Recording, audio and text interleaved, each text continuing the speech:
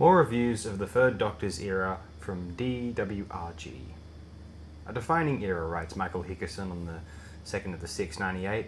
John Pertwee's tenure as Doctor was one of the most successful and well-remembered, but his years in front of the camera seemed to cause universal strife among the fandom about their relative merit or lack thereof, much same as the debate over the relative merit of the Seventh Doctor's era. While there's controversy over one 5-year period in Who's history, a look at the Third Doctor's era answers this question easily enough. I enjoy the Pertwee years quite a bit. Well, let me clarify that a bit. I enjoy the first half of the Pertwee years a great deal. Pertwee started in 24 stories in his reign as Doctor, and you can pretty much divide them down the middle in terms of the overall quality of storytelling.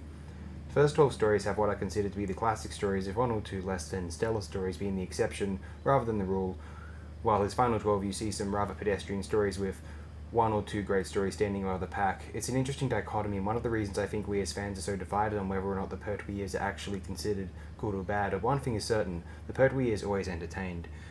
There were some basic unifying themes that most of the Pertwee era stories addressed. One was that humanity was its own worst enemy. Time and again, it's not the alien invaders who pose the biggest threat to humankind, it's ourselves and our own short-sightedness. Another recurring thread was the reliance on a strong supporting cast. Before they became the Doctor's comedic foils, Unit was a hard-edged, interesting military unit. The clashes of opinion between the Doctor and the Brigadier and the Silurians are ample evidence of this. And while Benton may have been a bit annoying at times, he was at least consistently portrayed, and just as the Hartnell years were defined by the Daleks and the Troughton years by the Cybermen, so are the Pertwee years defined by their premier villain, the Master. As played by the inimitable Roger Delgado, the Master was a wonder to behold. The plot shown here showed a manipulative mind and a patient one. There was also the sense of there being more to the Doctor/Master relationship that was hinted at, but never brought to fruition due to Delgado's tragic death.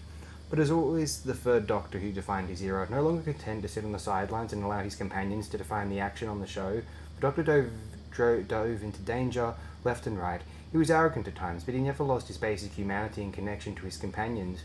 Pertwee did a masterful job of making the Doctor someone you wanted to smack for his arrogance at one moment, but tugging on your heartstrings the next. In real life, Pertwee was probably amazed at the love the fandom had for his show. In interviews, he was always a real person, never the distant Time Lord we saw on screen. He was humble. As the years passed by, Pertwee became the elder statesman for the show, defending it and promoting it. He attended conventions, appeared in the Five Doctors and Dimensions in Time, and much more.